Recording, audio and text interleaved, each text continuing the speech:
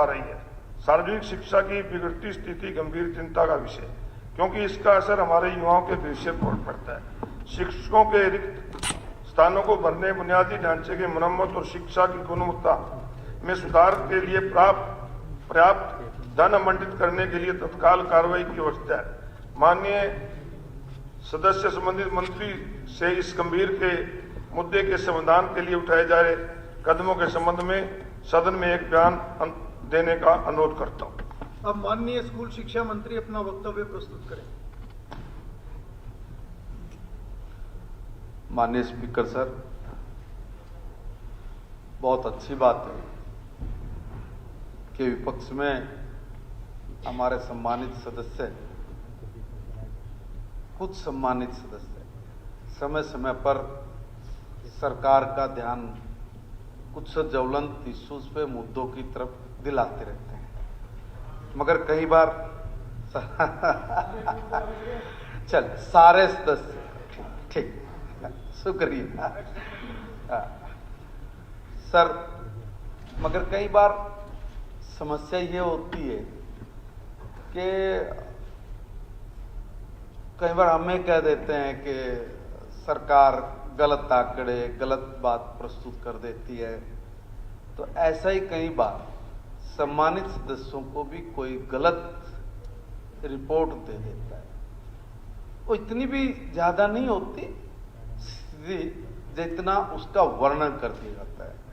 Sir, मैं निवेदन करूंगा कि राज्य में जो 14,295 सरकारी स्कूल हैं, उसमें सर जैसा सम्मानित सदस्य ने शिक्षकों की भर्ती, बुनियादी ढांचे के ऊपर सवाल खड़े किए हैं, मैं बताना चाहता हूं सर, 1,15,300 पद ये स्वीकृत हैं सर। इसमें 92,556 नियमित और अतिथि अध्यापक ये सर कार्य कर रहे हैं अभी फिलहाल, और इसके अलावा 7,110 शिक्षक वो कौशल रोजगार निगम के माध्यम से भी अपनी सेवाएं दे रहे हैं सर। पिछले 5 साल में 13,261 ये नियमित शिक्षकों की भर्ती ये हम लोगों ने की है, और वर्तमान में भी जो 15,659 जो पद रिक्त हैं, इसके भरने के लिए भी सरकार ने सभी आवश्यक कदम उठाए जा रहे हैं सर। जैसे पीजीटी की बात करूंगा, अगर सर मैं कहूं कि कुल 4,780 पदों को भरने के लिए 5/7/24 को हरियाणा लोक सेवा आयोग को हमने भेजा है, और जिसके विरुद्ध कुल माननीय अशोक जी 1704 ये पदों के सिफारिशें वो विभाग को प्राप्त हो चुकी है, 1704 इतने में से। और इसकी जो चयन की उम्मीदवारों की वो जो नियुक्ति पत्र है सर, वो भी हम लोगों ने जारी कर दिए। इसके अतिरिक्त 4,550 जो पीजीटी के पदोन्नति के कोटे जो रिक्त हैं, उनको भी भरने के लिए जो मामले हैं, उनको भी भरने के लिए हमने आमंत्रित कर लिया है कि भी वो भी आए, और इस जो पदोन्नति की प्रक्रिया है इसको भी पूर्ण करते हुए रिक्त पदों को बहुत जल्दी हम लोग, अगर मैं कहूं कि अप्रैल में ही लगभग सब उसको पूरा कर देंगे सर।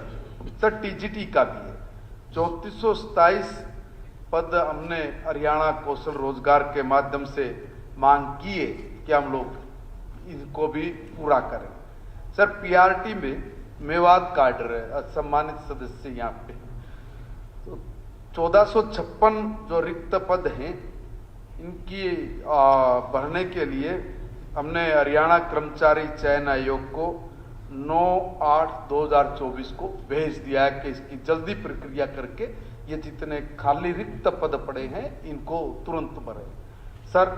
बुनियादी ढांचे की भी सम्मानित सदस्यों ने सबने चिंता जाहिर की है सर। मैं निवेदन करना चाहता हूं कि 10/5/2023 में सर सारे के सारे जो राजकीय विद्यालय हैं, इनका जो बुनियादी ढांचा है इसकी समीक्षा की, और सर इस समीक्षा में जो भी स्कूल हमारे विद्यालय है उसमें जैसे मूलभूत सुविधाएं, जैसे अब बताया पीने के पानी की है, लड़के और लड़कियों के अलग अलग शौचालय की बात है सर बिजली के कनेक्शनों की कमी है। इसके लिए सर सरकार ने उसी समीक्षा बैठक में 43.48 करोड़ रुपए की राशि जारी करके सभी, मैं फिर रिपीट कराऊंगा, सभी विद्यालयों की मूलभूत सुविधाएं उपलब्ध करवा दी गई हैं। और उसकी मेरे पास काफी स्कूलों की फोटोज भी आई है, उसकी वीडियोज भी आई है। फिर भी मैं एक निवेदन करूंगा, देखिए मैं किसी चीज से ये नहीं कहता कि बिल्कुल लकीर है, क्योंकि हमने जब बैठकें की और इसकी समीक्षा जब मैंने स्वयं की तो जो भी चीजों की कमी पाई थी हमने तुरंत निर्देश दिए थे कि ये काम में कहीं भी कोई चूक, कहीं कोई कोताही ना बरते। मेरे पास जो रिपोर्ट आई उसमें आज की दिन हम लोग यहाँ खड़े हैं और इसमें मैंने चेक करने के लिए रोड के ऊपर जितना भी सड़क के ऊपर जितने भी स्कूल मुझे मिले हैं, मैं सर उनमें स्वयं भी जाके आया हूं। और फिर भी किसी सम्मानित सदस्य को कहीं लगता है कि इसमें कहीं कोई त्रुटि है तो मैं उस पर भी क्विकली एक्शन लेने का भरोसा दिलाता हूं कि कहीं भी इस मामले में कोई चूक नहीं बख्शी जाएगी। और जो भी कोई इसमें आलस दिखाएंगे या जो कोई गलत ट्रैक पे गलत जानकारी के साथ वो करेंगे उनको ठीक नहीं है, उनके लिए भी, उनकी सेहत के लिए भी। सर मैं निवेदन कर रहा हूं कि हमने 10/5/2003 की जो स्थिति थी उसमें सर आपने कक्ष की भी बात की है इसी में सब साथियों ने। उसके अनुसार सर 2023 में कुल 95,363 एक कक्ष उपलब्ध थे। सर कुल 8240 जो कक्षों की हमारे को आवश्यकता थी। वित्त वर्ष 2024 में 25 में माननीय शोक जी 7,469 कक्षों की आवश्यकता रह गई थी, इतनी की रह गई थी, जिनमें से 4,902 कक्ष बनाने के जो